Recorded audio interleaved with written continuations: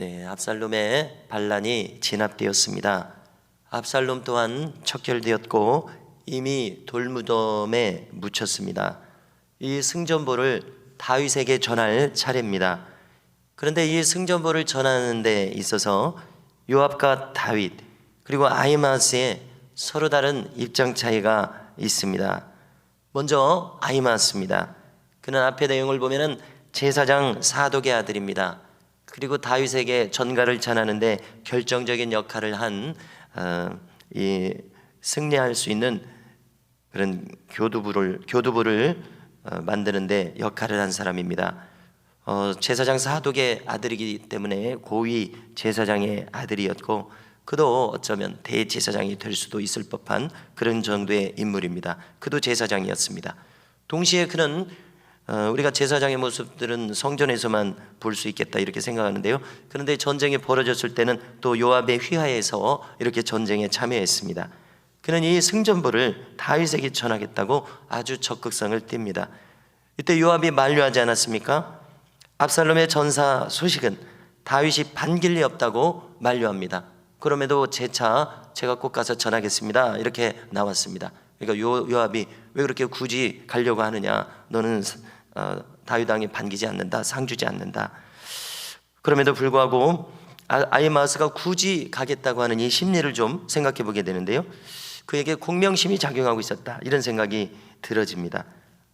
자기를 드러내고 싶은 마음이죠. 승전 소식은 다윗이 꼭 듣고 싶어하는 소식입니다. 꼭 전해야 할 소식이죠. 자, 그렇지만 압살롬이 또 전사했다는 소식도 전해야 하지 않습니까? 이것은 다윗 왕 편에서는 너무나도 슬픈 소식입니다. 전하기에 민망한 소식입니다. 또 반역을 따랐다가 전사한 군인들도 지금 2만 명이나 죽었다고 하지 않았습니까? 그들도 모두 이스라엘 동족이었습니다. 이런 상황에서 아히마스는 굳이 자신이 가겠다고 합니다. 생각이 상당히 짧아 보입니다. 자신이 나설 일이 아닙니다. 이럴 때는 그가 가만히 있는 것이 더 좋았을 것으로 여겨집니다. 때로는 우리는 물 흐르는 대로 맡겨야 할 때가 있습니다. 억지로 일을 만들다가는 역효과가 나는 것을 많이 경험합니다. 자신의 체면만 깎일 수 있습니다. 그렇습니다. 오늘 이 성경을 읽어보니까요, 이 아히마스의 행보를 볼 때 자신의 체면만 깎이고 있습니다. 자, 빨리 길을 달려서 승전보를 다윗에게 전했습니다. 그가 오는 것을 보니까 먼 발치에서 다윗이 반겼습니다. 그가 온다고 하니까, 그인 것 같다고 하니까 그는 좋은 인물이다, 그는 좋은 소식을 전해올 것이다. 그렇습니다. 그는 충성스럽고 훌륭한 인물이었습니다. 다윗이 좋게 평가하는 것을 보면은 그런 훌륭한 인물이었습니다. 자, 그런데 오늘 내용을 보니까 그는 승전보는 전하면서 교묘하게 압살롬의 전사 소식은 빠뜨립니다. 아직 듣지 못했다고 거짓말을 합니다.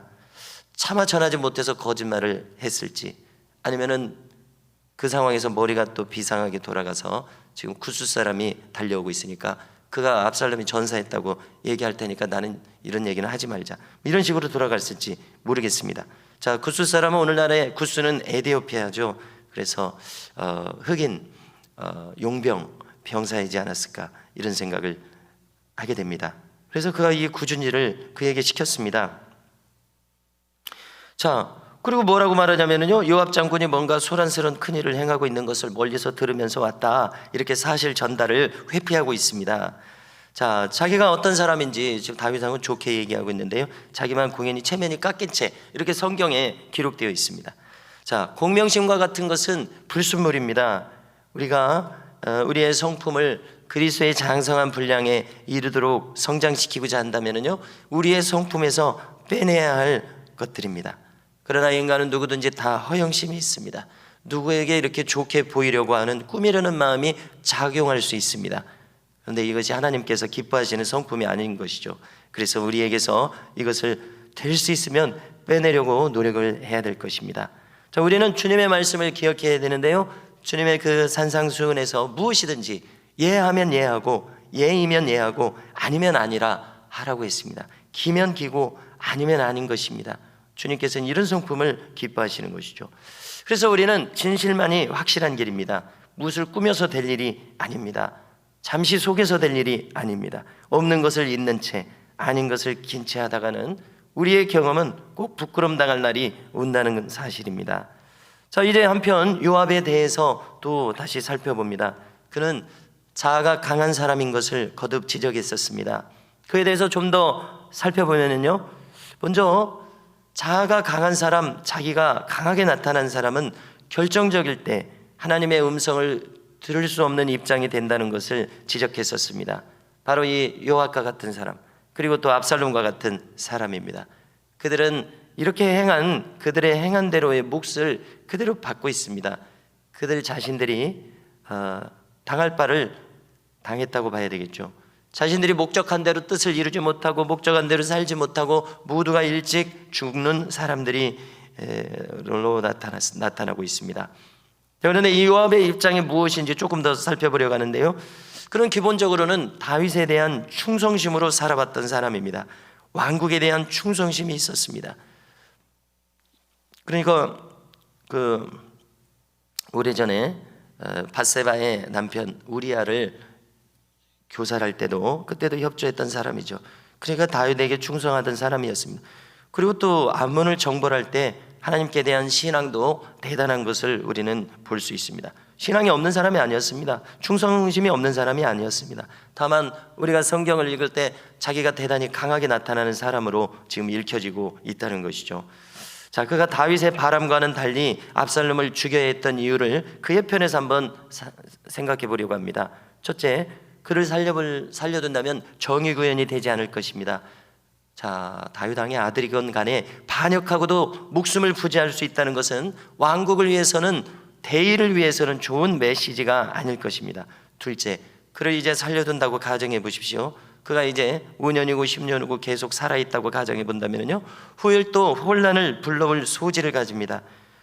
그런가 하면 그가 아니면 다른 왕자들이 이렇게 권력 투쟁이 심화될 것입니다. 왕국의 혼란은 뻔히 내다 보일 정도입니다. 그러므로 그 싹을 잘라야 했을 그런 입장입니다. 세 번째로, 그를 살려둔다면 목숨을 걸고 싸운 자신과 군사들에 대한 존중과 예의가 아닐 것입니다.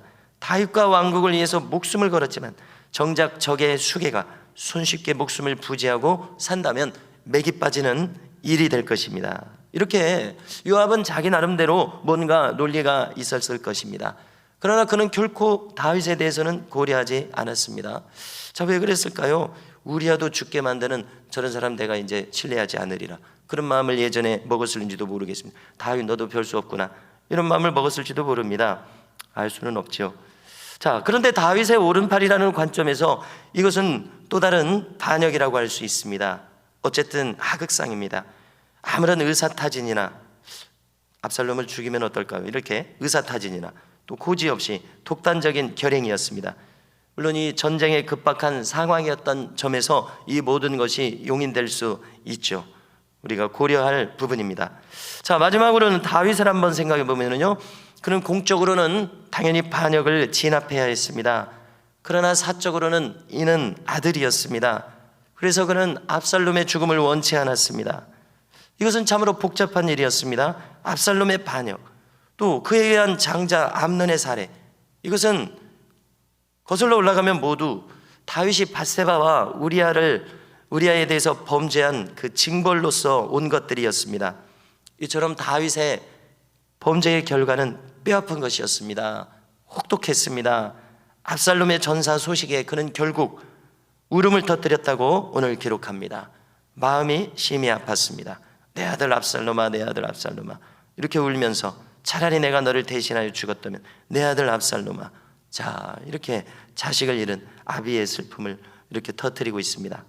이렇게 다윗의 심경은 괴로움, 후회, 회한, 만 가지 고통으로 괴로운 상황입니다. 잠시의 죄는 달지만 그 죄의 결과는 이처럼 쓰라림 그 자체입니다. 자, 우리는 죄에 대해서, 영원한 삶에 대해서, 영생에 대해서, 영벌에 대해서 메시지를 듣고 있습니다. 십자가에 대해서 죄사함과 회개의 메시지를 우리는 간직하고 있습니다. 이렇게 죄는 결코 간단한 문제가 아닙니다. 그러므로 우리는 언제나 우리가 주 안에 머물러 있기를 힘써야 합니다. 예민한 양심을 가져야 합니다. 그래서 청결한 양심을 추구해야 됩니다. 자, 그래서 우리의 갈 길은 이처럼 그리스도의 보혈로 정결케 되는 것 추구해야 되겠고요. 긍휼히 여기심을 늘 구하는 우리가 되어야 되겠습니다. 살펴보건대 이 길 외에는 다른 길이 없습니다. 그러므로 성도 여러분, 오늘도 죄 많은 이 인생길에서 자기 두루마기를 빠는 복된 자의 길이 되실 수 있기를 주님의 이름으로 축원합니다.